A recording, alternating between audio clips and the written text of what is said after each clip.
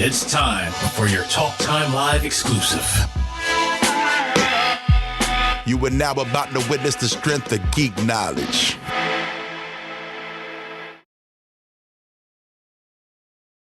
Folks, our next guest is back and more powerful than ever.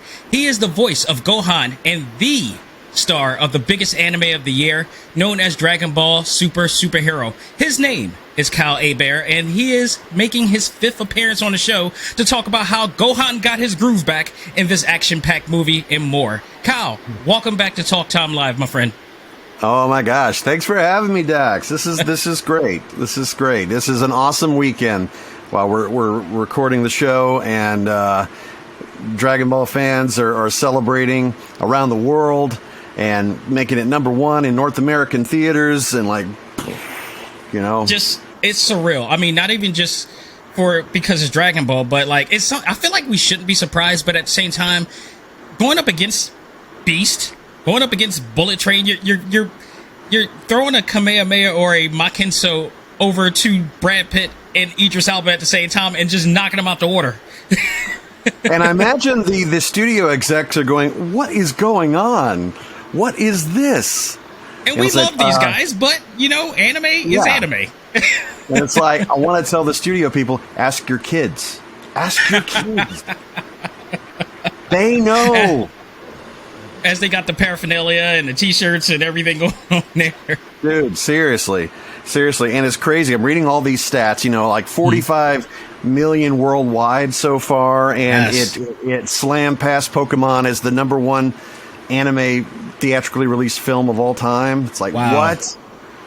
And it is crazy because last year, it was My Hero Academia World Heroes Mission, and they kind of made a move too last year because if I'm correct, that was the first one to make it, nationwide, if I'm correct.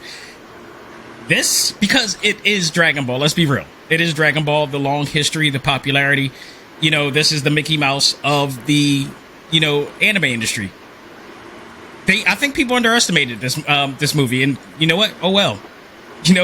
Frieza underestimated Goku, and look what happened.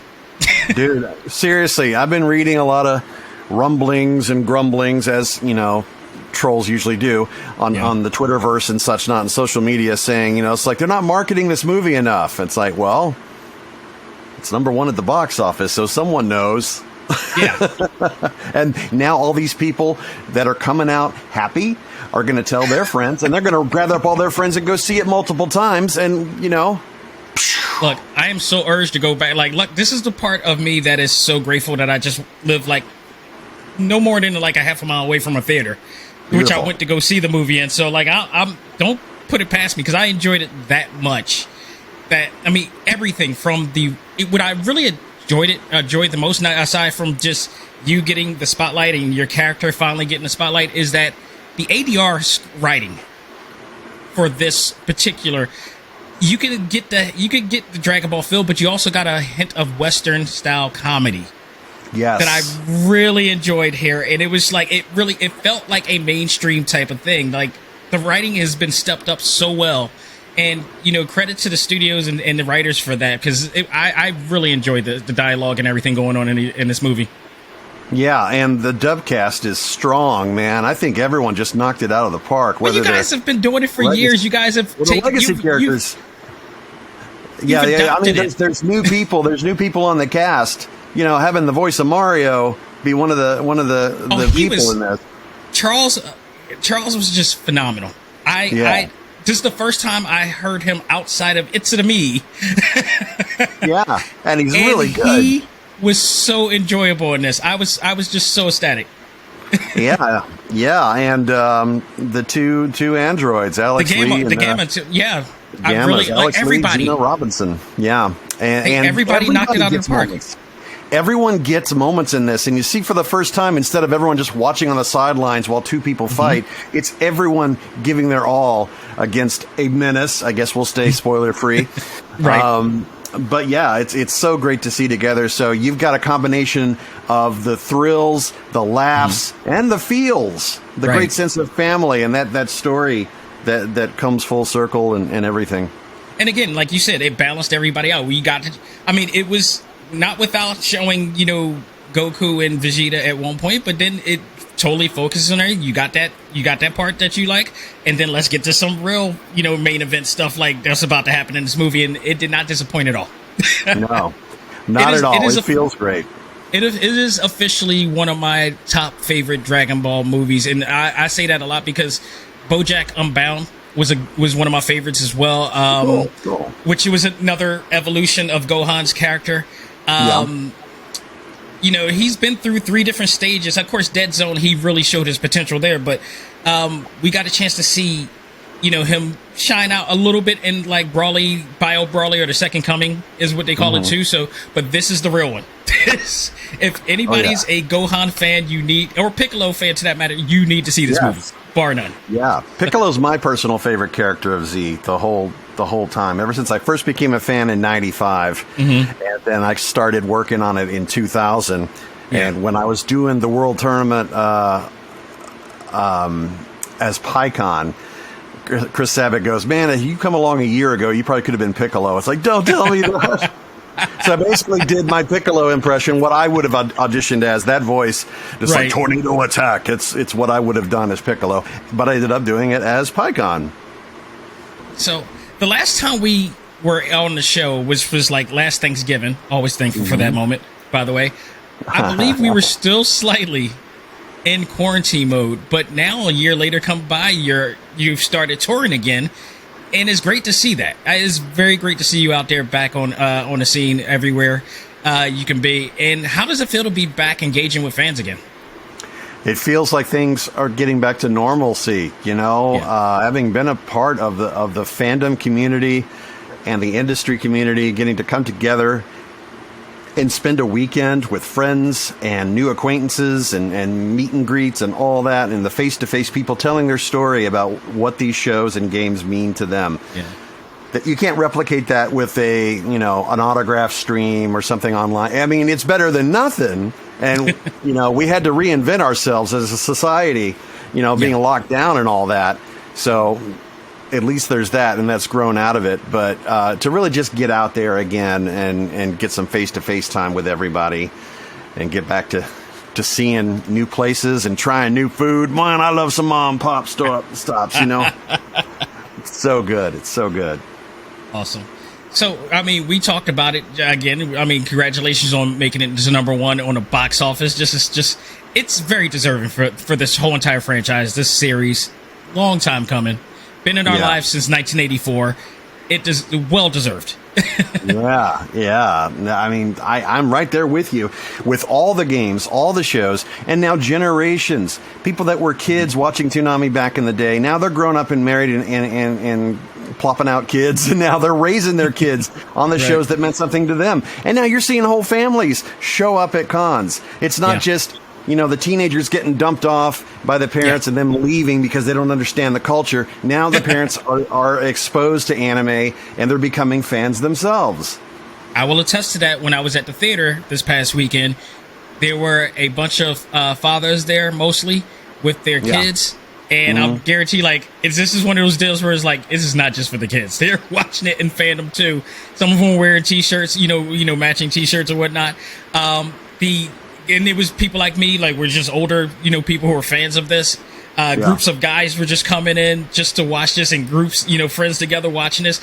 And they're older than me, and they're watching this. And everybody was getting excited watching this or entertained all through the movie. There was not one part that people did not enjoy about this movie, man. Dude, there's a vibe that can't be replicated by watching on your phone or even just watching it at home with a great setup and a 4K TV and surround. That's amazing and everything, but you can't replicate the experience of being in a packed theater, having that audience react and watching something in IMAX. If you're able to see it in IMAX, I suggest that's the way to go. I hear the 4DX experience is quite fun too. Oof. I wish we had something like that up here. Although I rode a 4DX, I rode. It feels like it was a ride. It felt like I was on a motorcycle. I was watching the 2016 Ghostbusters, and I was like, I don't like this. This is not for me. Why is this? No. My seat should not be shaking. That's no. Right. So you are back reprising your role as Gohan in the latest Dragon Ball Super movie, but this is like the first time that, there's a real focus on adult Gohan here. What were your thoughts? What were your first thoughts when you found out about the plot of this movie? I think maybe Toei and Akira Toriyama have been bugged by fans so long that they probably just said, all right, we'll do it. But I honestly don't know. Maybe it was kind of a decision on their end to it's like, you know what? Let's give some of the other characters a time to shine. Yeah. And the fans, of course, that means the world to them. Of course we love Goku. Of course we love Vegeta. We love all the big guys and everything.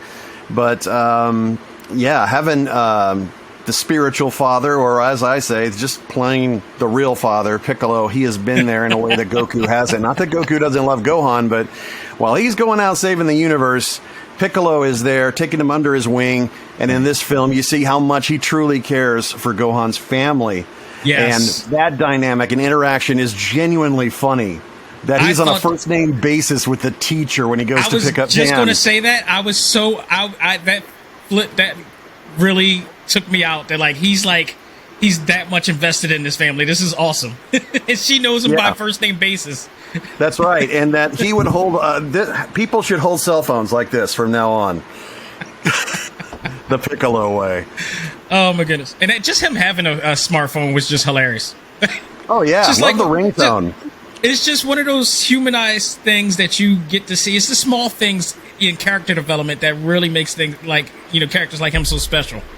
Yeah, totally. And, Gohan is a character that has imbibed so many wonderful aspects that doesn't make him one note. He's a great dad. He's a great father. He's a great husband. He is a great worker. He is very, very smart. But, all he needed was the opportunity to show that he could contribute and probably be the biggest asset the whole team could actually have. And, I don't want to take it away from him. He's bypassed Goku in so many other ways. Yes. But it's like, hey, Dad, I can help. Mm-hmm. Tournament of Power. And I was about to say, we did see that in the Tournament of Power. Gohan's really, really shined there. So I felt like that was a tease leading up to what this was going to be. Yeah, and honestly, I don't know where the future goes, what it holds, if they're going to just make more movies, if they're going to make Super Part 2 as a TV series and continue just emulating the manga. I honestly don't know, but, as anyone as passionate as fans are of something like Star Wars and Marvel, same sort of deal. It's like, some people might complain about this, that, and the other, but we're still going to be there, and we're still going to watch every time there's something new and just embrace it and watch it a million times, even if you're a harsh critic. Right. But again, what was your reaction when you found out that the whole movie was going to be based on you and your character and Gohan and Piccolo? Did you just... That was thrilling. I mean, that was thrilling. Now, honestly, at the end of the day, I don't really think it's Gohan's movie or Gohan and Piccolo per se, but that they have such strong moments, such pivotal moments in the film. Yeah. I honestly think a little more screen time is built up for, the menace of the Red Ribbon Army and how the team pulled together at the end. But I mean, there's so much happening in the movie that I call it an ensemble film. It just happens to be highlighted by moments that fans have been clamoring for. Yeah. But it's not the thrust. I don't think it's the thrust. Right. That's just my opinion. I don't think it's the thrust. It's it's not the point of the story. It's like if I read a plot line or a summary saying Gohan is going to train harder in Piccolo, and it's like, okay, and then we get this movie, that would be a disappointment. But we weren't led that way. They were very honest from the get-go. The Red Ribbon Army's back, and this, that, and the other. So just having Gohan in it at all, honestly, was so great because he's not even mentioned in Broly, the last movie. Exactly. It's like, what is this multiverse? What is this strange land that Gohan doesn't even exist? Is he truly off just studying or working? I mean, he was really stern. Mm-hmm. So, you don't want to get on her bad side. No, you do not. So, undoubtedly, the biggest anime feature of the year. This was included with a grand Hollywood premiere that you attended. Yeah. Complete with the orange carpet runway for the rest of you and the rest of the cast. How was that experience? Because you showed a clip of it, but it was like, I don't think we can really fathom that experience. Yeah, it's pretty surreal. I have been so blessed to be able to walk multiple red carpets for several of these Dragon Ball movies, and it's just crazy to see the press on the other side, and some media influencers or celebs also walking the carpet, and it's like, here we are again. We're celebrating something that, it's been a few years, but it doesn't go away. It might lie dormant, but, it's still there. It never goes away. You go to any convention and see that the fervor is there on a huge level, and that excitement from the crowd watching at the premiere. Walking straight off the orange carpet into the theater, everyone gets their free popcorn and the little collector popcorn thing, and it's like, oh my gosh, this is so cool. And, Crunchyroll really did up a number putting together the whole event. The staff were excellent, and, of course, the fans coming out. And, I got to meet a couple of LA Lakers afterwards at the reception. Nice. I ran into a WWE wrestler, and it's like, what is life? This is nuts. Speaking of which, just added question. Have you seen Sammy Guevara and Ty Mello yet? I have seen them a few months ago at a con in Ontario, California, so I got to meet her recently, for the first time, and recently they went to the premiere of the movie, and wherever they're at, dressed up in familiar attire. Yeah, both of them, and it was awesome. I highly recommend you go check it out, man. I did. I reached out and I texted him. I said, "Dude, I'm glad you liked the movie." He says, "I was about to text you," and then his wife Tay started following me. When I met her, she's like, "This is Sammy's thing. I don't get it. It's not my world." But hopefully, by watching this movie, it has converted people. Because I feel like it's doing a good service to the newbies in the audience by here's the catch up at the beginning, so you're not going in cold. It's not something only hardcore fans will understand. Right. It's just a deeper appreciation if you come in as a fan. Yeah. But as someone who's like, what is this Dragon Ball thing? It's like, no, you'll see. They'll explain what's going on. I would hope that the martial artist in her would definitely appreciate this. Oh yeah. Oh yeah. I saw him on Instagram saying that, here we are at the premiere in our local theater, and she replied, "I'm the best wife ever," which kind of had this air of, I'm tolerating you, sir. I'll put up with this. I understand, for better or worse. She is a good partner. Yes, absolutely. Absolutely. What was your reaction when you first saw Gohan in the new form? Oh, dude. So excited. So excited. Oh, my gosh. Because you saw this, you witnessed this in the booth, am I right? Like, that's your first interaction to it? Yeah. I went to Crunchyroll Studios in Dallas to record a few months ago. And, again, not the same because you're watching on a little monitor and everything. Right. Still. And yeah. It's like, whoa. And then Chris Sabat's like, right? Did you find yourself stopping lines and everything when it just came out of nowhere, or what? Yeah, well, we preview each line in Japanese anyway, so I knew it was coming because we have to preview that. But he was so excited to showcase, because I was one of the last ones to record. He picked some certain scenes to kind of just play. It's like, just watch all this, and here, and watch Charles Martinet, and here, watch Zeno and Alex with the Gammas, and then here's all that. So I didn't get to see the whole film. I didn't have time, but And Raleigh, the engineer, was like, "Yeah, the sound mixers are they're going to blow people away with a theater mix on this movie." And I'm like, yeah, it did. Oh, were we excited? Were we ever so excited to see? It was just a beautiful thing. Oh, yeah. Really? That's right. And they did it in a big way, too. And that's what I really appreciate. It's like, if you're finally giving it to us, but you really gave it to us. The payoff was just more than the price of admission. Oh, that's awesome to hear. I was a little concerned because I'm 53, and I don't know that I can scream the way I did when I first became Gohan. But, it worked, and Chris was satisfied. I was satisfied, and I was like, I can't wait to watch this in the final mix. I want to see what sort of tweaks and echoes and sounds are going to be in the final mix with that scream. So, dude, yeah, thrilled beyond words. So, in this stage of your career, playing roles in anime all over, we've seen the evolution and revolution of the industry just grow dramatically up to this point, to the lengths that people can't even fathom. Like, I never thought we would get to Japan's level of popularity, because, you know, when I watched in like 1993 and 4 and all that stuff, I used to watch tape trading and everything, and then we would see the premieres and everything, and how the actors and the actors of Japan were treated like superstars. And I'm like, oh my God, I've never seen anything like this before, you know. And now we're getting to that stage in this country. And, you know, did you by any chance see this coming, or, you know, just as time went on? And is this a shock to you, or is this something that you just, you know, knew that was coming to mainstream?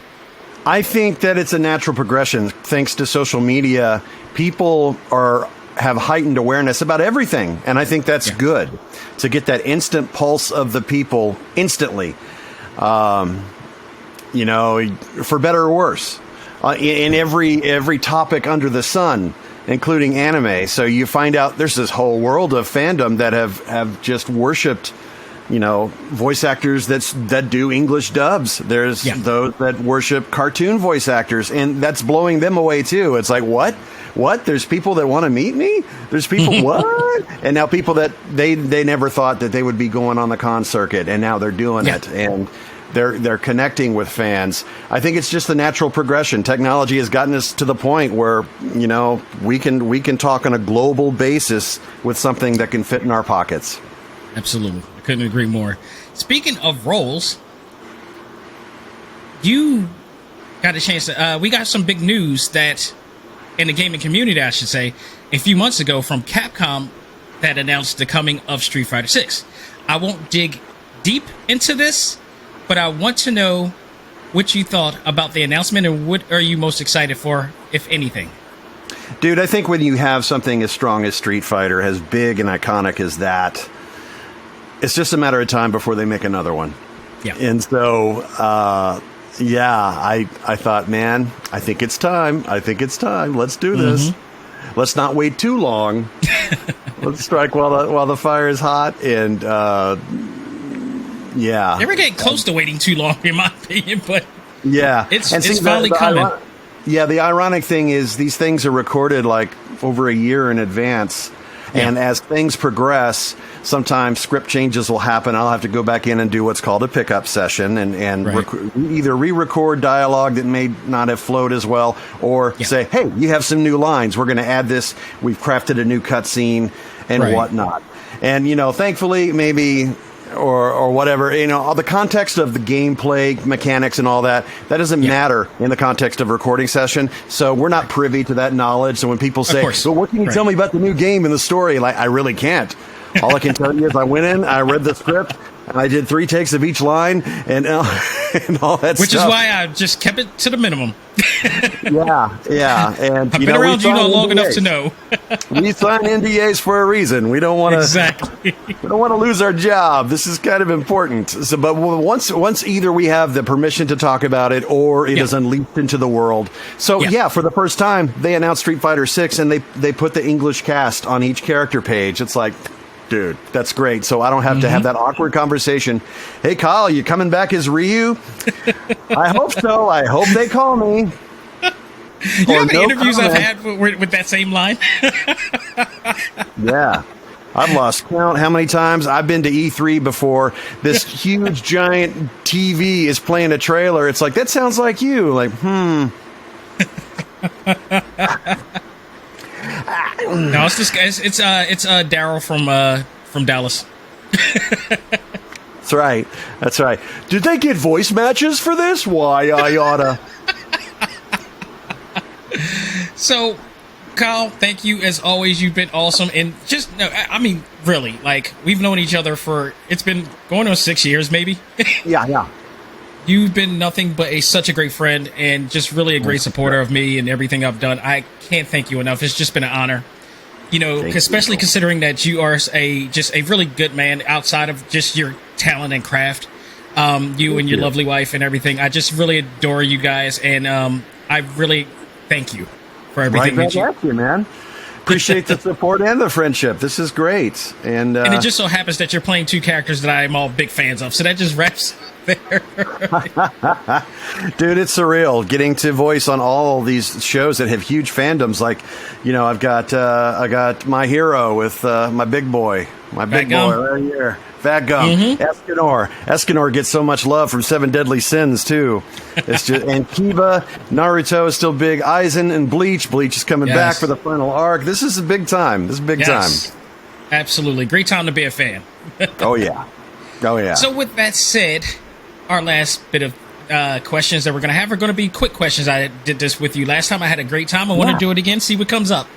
Okay. Put my thinking cap on. All right, let's go. Favorite scene in the movie?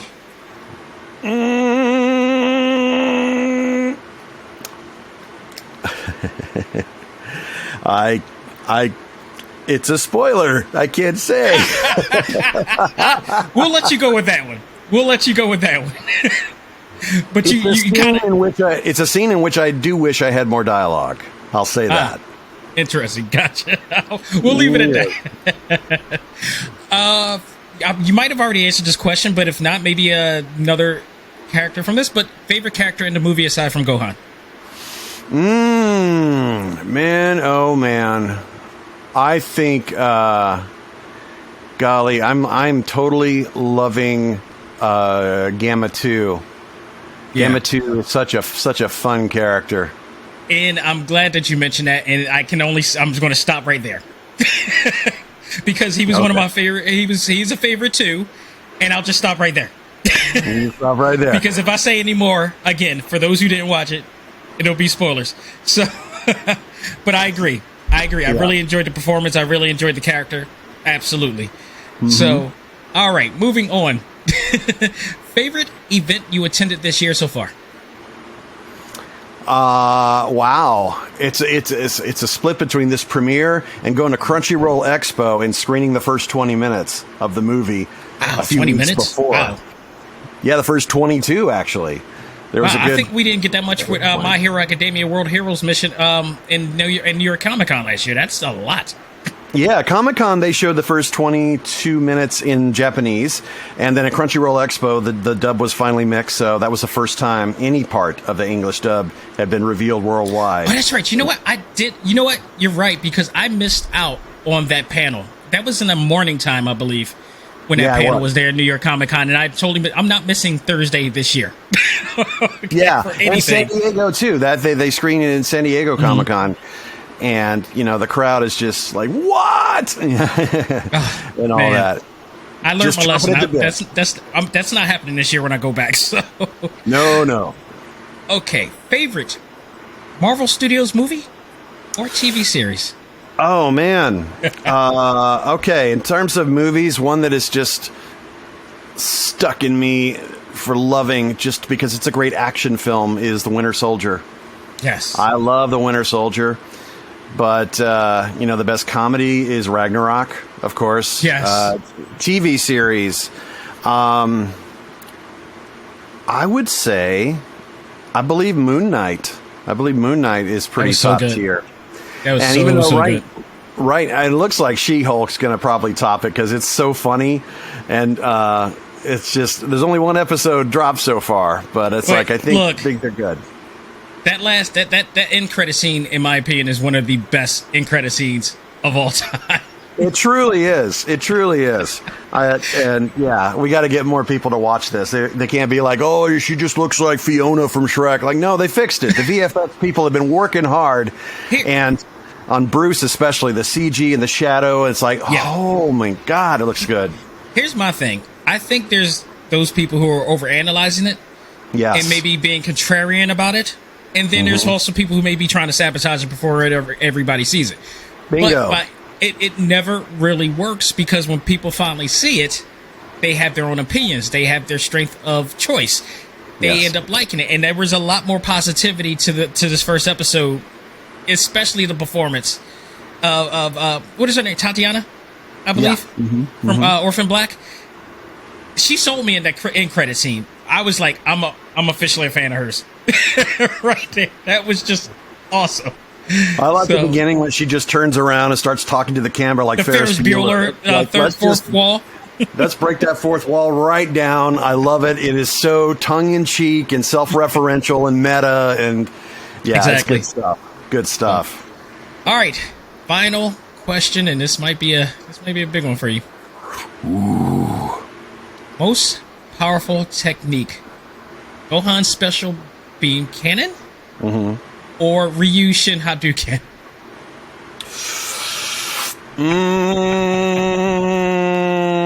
I think special beam cannon, but only by a little bit. The Shin Hadouken is that would. I think maybe we'd all go back in time. It would be so powerful. It would just it would rip the very fabric of space and time. It's not world crushing yet. Not world crushing yet, but if you get under Gohan's skin just enough, maybe he'll take. We've already seen. Yeah, that's definitely been proven. It's like, wow. Now we need to see, okay, are we going to surpass Goku? We're going to surpass Vegeta? We're going to surpass whoever? We'll see. We will see. But, we've been teased by this since the Dead Zone. And this proverbial dangling carrot named Gohan has been, just... oh, yeah. My God, it's been 1989 and we're just now getting this. Just now. Absolutely. We're speaking to the strength of a franchise that's going to be here long after you and I are gone. But and I'm grateful for it because, the one thing that I love about, and I think I've said this to you many a times about this franchise, is that the thing that I love about Dragon Ball is that I don't think people really focus on the real theme of this, and that's evolution. Yeah. It's ever changing, it's ever growing, and you never stop improving. And that's the thing I really love about this series, and I am grateful to have you and everybody in the entire cast a part of it. So with that said, thank you, Kyle. It's been awesome. Thank you, Dax. I appreciate the opportunity to sit and chat with you, and to all your fans and viewers, listeners, to all out there, if you haven't seen the new Dragon Ball movie, and even if you're not a fan, go with your friends and family and significant others, because it is worth it. It is a blast. You will enjoy it. Absolutely. Now, with that said, this is the time. I'm giving you the floor. Plug away. I'm plugging. So I host my own geek news / comedy podcast all by myself called the Intergalactic Boombox at Boombox Pod on Twitter and Boombox Pod, boomboxpod.com. On the website, you'll see the archive of episodes. I record one a week. They're about 15 minutes each. And basically, I interact with myself. I've created my own characters. I've got a couple of stoner aliens, a conspiracy theorist, a Karen that calls in. I pick my voice up in post-production. J. Jonah Jameson, if I'm correct, I hear every once in a while. Yeah, that's Kenspiracy, and that is my J. Jonah Jameson impression. He puts his tinfoil hat on and reads all the news you can't use and makes fun of everybody. And he's so bitter and so angry all the time that we all tease him. And, I got a paranormal investigator called EV Pete. EVP is short for electromagnetic voice phenomenon. Oh my God, it's just nuts because he's nuts. He sort of sounds like Pete Puma, And so, I interact with them. I do post-production and edit them to where they overlap a little bit. And so, I've been doing that for over a year. The Intergalactic Boombox, it's growing in downloads and streams. So please give it a listen wherever you listen to podcasts, and follow me. I'm most active on Twitter at my name, at Kyle Hebert, at my name, Kyle Hebert on Instagram, at Kyle Hebert VO on TikTok. So there you go. And some of the most entertaining memes you could ever see. I mean, and I said this before, and I'll say it again. If anybody needs some cheering up online or whatever like that, go to Kyle Hebert's social media accounts. There's always some funny memes that he finds that it's just off the wall. They'll just have you smiling. I'm just resharing the brilliance of everyone out there. You know, I don't know where these memes come from, but they're shared and they just all go viral. And I find them, it's like, you know, that put a smile on my face. I think someone else could use this too. And you share 2 of mine, and I'm very grateful for that. That's like Hall of Fame worthy for me. hey, happy to, man. Ladies and gentlemen, I hope you enjoyed this very special episode of Talk Time Live exclusive. On behalf of myself and the one and only Kyle Hebert, all I gotta say is learn to let go, live life, and love all things anime, comics, movies, and games. This is ACMG Presents Talk Time Live. We are out of here now. Shut up and go to the movies and see this movie. Bye now.